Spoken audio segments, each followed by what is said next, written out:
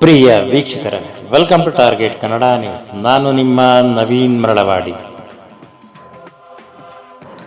Hanur encounter ಬಳಿಕ ಕಾವೇರಿ ಮತ್ತು Malemahadeshwara ವನ್ಯಧಾಮಗಳಲ್ಲಿ ಕಿಡಿಗೇಡಿಗಳ ಅಟ್ಟಹಾಸ ಮೆರೆಯುತ್ತಿದ್ದಾರೆ. Gelatine ಬಳಸಿ ಕಳ್ಳಬೇಟೆ ತಡೆ ಶಿಬಿರಗಳನ್ನು ಸ್ಫೋಟಿಸುತ್ತಿದ್ದು 10 ಎಕರೆ ಕಾಡಿಗೆ ಬೆಂಕಿ ಹಚ್ಚಿದ್ದಾರೆ.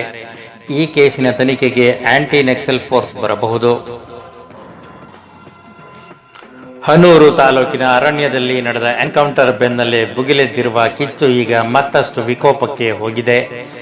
ಕಾವೇರಿ ವನ್ಯಧಾಮ ಮಾತ್ರವಲ್ಲದೆ ಇದೀಗ ಮಲೆಮಹದೇಶ್ವರ ವನ್ಯಧಾಮಕ್ಕೂ ಕಿಡಿಗೇಡಿಗಳು ಅಟ್ಟಹಾಸ ವ್ಯಾಪಿಸಿದೆ.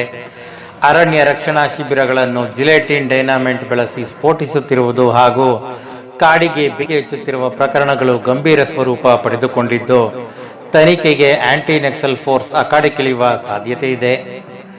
ಕೊಳ್ಳೇಗಾಲ ತಾಲೂಕಿನ ಶಿಲುವೆಪುರ ಅರಣ್ಯ ವ್ಯಾಪ್ತಿಗೆ ನುಗ್ಗಿರುವ ಕಿಡಿಗೇಡಿಗಳು ಕಾಡಿಗೆ ಬೆಂಕಿ ಹಚ್ಚಿದ್ದು, ಸುಮಾರು 10 ಎಕರೆಗೂ ಹೆಚ್ಚು ಅರಣ್ಯ ಸಂಪತ್ತು ಸುಟ್ಟು ಕರಕಲಾಗಿದೆ.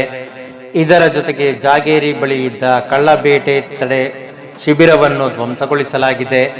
ಅರಣ್ಯ ಇಲಾಖೆಯ ಸಿಬ್ಬಂದಿ ಈ ದುಷ್ಕೃತ್ಯದ ವಿಡಿಯೋಗಳನ್ನು ಒಂದೊಂದಾಗಿ ಬಿಡುಗಡೆ ಮಾಡುತ್ತಿದ್ದು, ಮಲೆಮಹದೇಶ್ವರ ವನ್ಯಧಾಮದ ಅಧಿಕಾರಿಗಳಲ್ಲಿ ತೀವ್ರ ಆತಂಕ ಮನೆ ಮಾಡಿದೆ.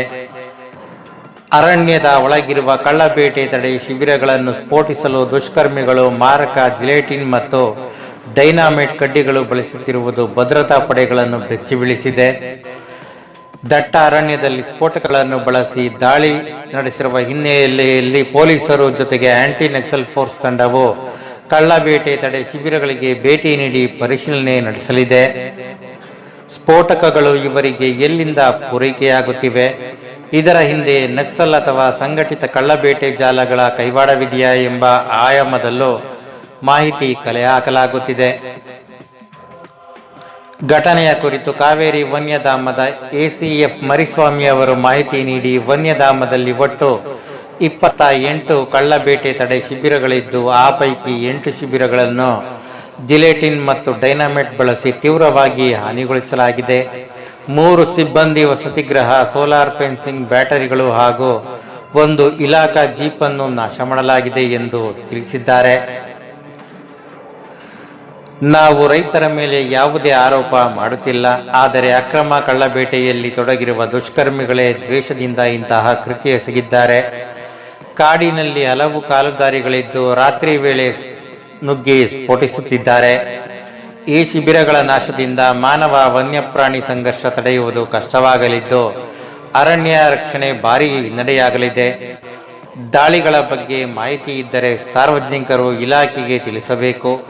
ಕಾವೇರಿ ವನ್ಯಧಾಮ ಎಸಿಎಫ್ ಮರಿಸ್ವಾಮಿ ಎಂದು ತಿಳಿಸಿದ್ದಾರೆ.